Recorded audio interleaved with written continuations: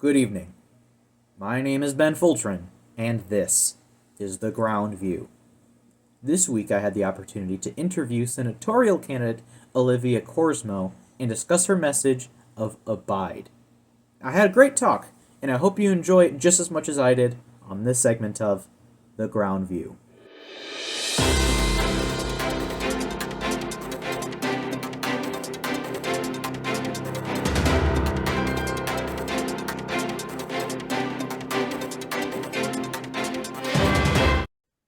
Well, good evening, Olivia Korsmo. I would like to welcome you here to the Ground Viewer, and it's an honor to have you here.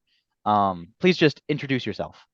Yeah, awesome. Thank you so much for this opportunity just to share more of my message and why I'm running. My name is Olivia Korsmo. I live near Sacramento, California. I'm running for senator at NatCon and very excited to be doing that. This is my fourth year in Teen Pact, 2 years as a student, two as a staffer, and just really grateful for the impact that the Ministry of Teen Pact has had on my life. That's amazing. Now, could you just kind of talk about your inspiration for running this year for Senate? Yeah. So actually, I a couple weeks ago didn't have any intention of running at NatCon. I ran last year at NatCon for representative and did not make it out of primaries, which was very discouraging, especially with all the just work that you put into campaigning, and to not make it out of primaries was just difficult. So I thought that this year I would just be attending and enjoying NatCon. And then I started actually thinking about it and felt led to pray about it. And then yeah, I decided to run. Um, I think it's a really unique opportunity to get to run for offices at National Convention, and not something that should be taken lightly, because it is an opportunity to go before the whole of the student body of National Convention, or if you're in primaries, that's still a couple hundred people, just for this platform to share what the Lord's doing in your life and teaching you and how he's growing you. And that's a really unique opportunity. The reason I don't actually know if you wanted me to answer this as well, but I decided to run for senator instead of representative again, for kind of a goofy reason. I had thought about going for representative again, and just decided, you know what, that would be too much in my comfort zone. And just with the difficulty, it's a small opportunity for senator, given that there's only four people, and just felt led to go ahead and do that. As difficult as it is, and as small of a chance as there is, either way, running is such an incredible opportunity. And even if I don't make it through, just the opportunities to get to meet other people and to share what the Lord is doing are so worth it. Absolutely. Running really does give you the opportunity to meet so many people and just talk with everybody that just runs through that election hall at Yeah, National Convention and prior to the event. Um, absolutely. Now, if you would like to elaborate on the message that you are running on this year, could you please do so? Yeah, absolutely. So I'm running with the message of abide, specifically drawn from John 15, 1 through 5, just about the theme of abiding in Christ and who he is. Kind of with the message of abide attached to that is the question of, is Christ where you abide? Because that's where we're called to abide. That's how, as children of the Lord, we've been grafted into the vine that he is by his work on the cross, by adoption as sons and daughters, by his death and resurrection. We have been, I love the word, like, grafted into the vine. We weren't originally of it, and yet we've been made a part of it. And that's such a beautiful thing. I think it's easy to forget that just like we were made to worship and will always be trying to worship something, the question is just whether or not that's Christ. In the same way, we were made to abide. And we most often abide where we're most comfortable, where we feel most secure, most loved, where we dwell. And the question that I'm running with is Christ that place where you feel most secure, where you're abiding, where you're dwelling? It's so easy to forget that where we abide is such a huge part of what we're being filled with, because if we're abiding in things that are of this world, then we're going to be filled with the things of this world, and yet those things are never going to actually be filling. It's a temporary a feeling of being filled, and yet when we're called to abide in Christ, to be filled with who he is, that's when we have the opportunities to pour out into others, to disciple and encourage them. I think another part of that is the fact that, as it talks about in the passage, that a disconnected branch can't be bearing fruit. And with the same part of like, you can't be filled up if you're not, you can't be filled with life if you're not connected to that life, in the same way you can't be bearing fruit, which is such a mark of a believer and of growing and maturing in the Lord. And there's kind of two aspects to the theme of abide, because you have the fact that as believers, like I was saying earlier, having been grafted into the vine and made a part of that, we are in a state of abiding. And that state of abiding is eternally secure because of Christ's work. And at the same time, we're called to continue in abiding, to draw near to the Lord, to draw near to who he is, and just drawing near into his redeeming work on the cross, and the state of abiding and the state of union with the Lord. And so there's kind of two parts of it. There's the fact that we are abiding already because of Christ's work, and then at the same time we're being called to abide continually on the day-to-day in who he is. So yeah, that's kind of just a summary of my message, and just the theme of abiding in the Lord, communing with him and with other believers, and realizing that we cannot be filled, we cannot be sustained if we're abiding in anything else. So yeah. That's awesome to hear. Knowing your message thoroughly well, which obviously you do, is of course very important. And when I was reading through your teasers of your message, I had just previously read through John 15 myself, Oh, and wow. that passage is a very good one, Yeah. as you have just elaborated on. Now, to kind of continue into that, what made you choose the party that you are running in? And well, actually, what party are you running in, and what made you choose to run in that party?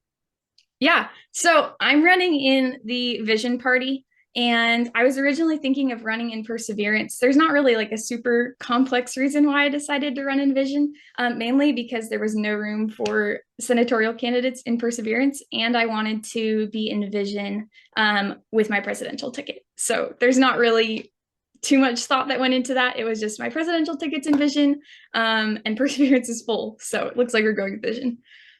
The party being full, I definitely feel that, as last year I had meant to sign up in Perseverance. However, I was forced into Vision as it was full, Okay. which is it was inconvenient to say the least.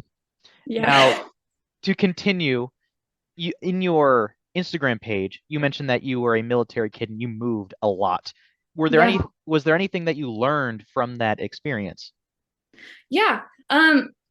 Yeah, so being a military family is something very unique. My dad actually retired from the military this past year after 23 years in. So just spent my entire childhood moving around. I think it's 14 or 15 times that I've moved.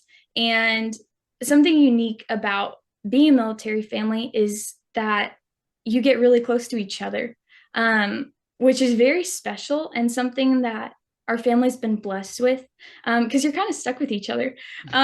And when you're moving around that often, like they're the people that you know the most consistent and steadfast people in your life, because you're moving every 2 to 3 years. And especially if that was an overseas assignment, when the people that you're around might not even speak your language, it just was an opportunity to grow close as a family. And also with the other military community that we had around us. And the Lord was really gracious just to bring us some sweet friendships and community in those places, which is difficult when you're moving around and uprooting and replanting every couple years. But just really grateful for the way that the Lord brought those friendships and just knit us very close as a family, which when you're walking through it, and the heartbreaking reality of having to say goodbye to your friends every few years and make new ones, just the fact that the Lord brought us very close as a family, I'm very grateful for. Yeah, does that kind of answer your question? Oh yes, absolutely. That's actually very interesting to hear, as I don't have personal friends who have lived a life like that and with family in the military for that long. That's very interesting to hear. It's a unique lifestyle for sure. Yes, absolutely. Now, to kind of wrap up your whole the Teen Pact side of things. Hmm. Is there any Teen Pact memory or moment that you witnessed or were a part of that just sticks out as significant? Yeah. Two come to mind. The first one is just kind of a broad statement, and then I'll go into the second one. But I love seeing and engaging in worship at Teen Pact.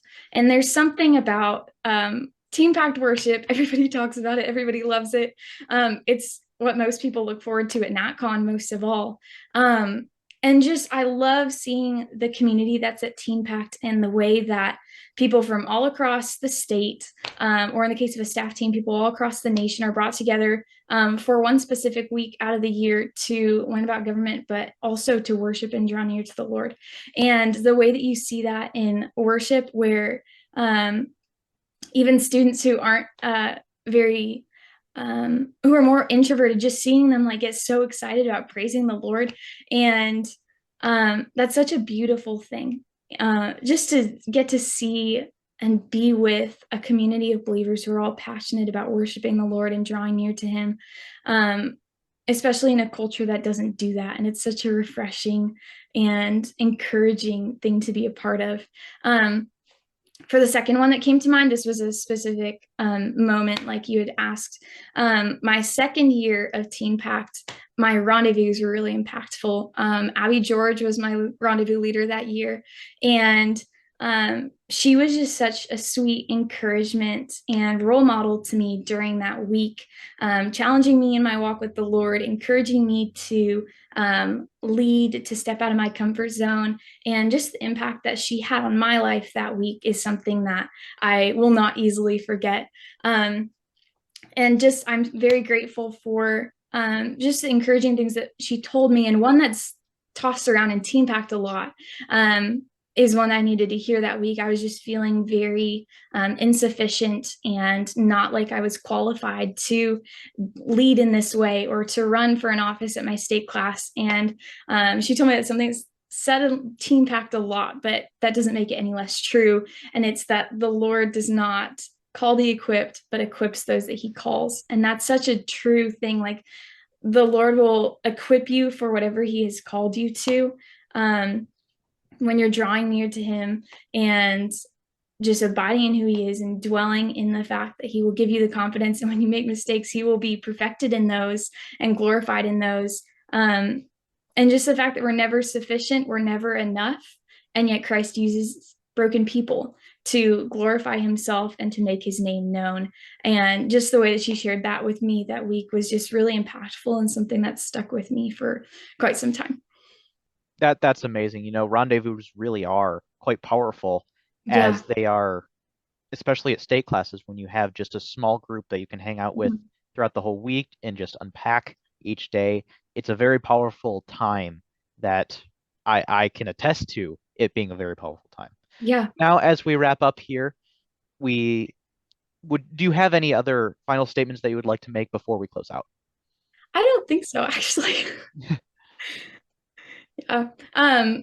If anything, it would just be the reminder of like how important it is to abide in Christ. And I think that's something that's kind of tossed around, like, yes, we're abiding in Christ, but on the day-to-day, like, what does that look like to draw near to the Lord, to delight in His presence? I love in the Psalms and David's talking about like how his soul longs for the Lord. I'm forgetting the passage at the moment, but just like a longing for the Lord, longing for His presence. And I think that's something that it's easy to do on a Teen Pact class because you're surrounded by people who are doing that. And then when you come home, that's when it can be more difficult. But just remembering like the Lord is always there. He draws near even when we're not drawing near to Him.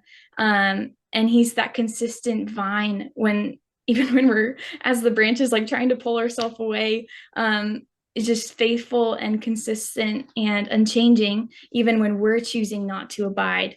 And yet we're secure in the fact that He has saved us, He has redeemed us and brought us into union with that vine by adoption by His blood. And that's just such a beautiful reality when we're so undeserving of that. So yeah. Well, that is amazing. And I really do thank you for coming onto the Groundview for this interview. And you just have a fantastic rest of your evening. Thank you so much, Ben. I appreciate it.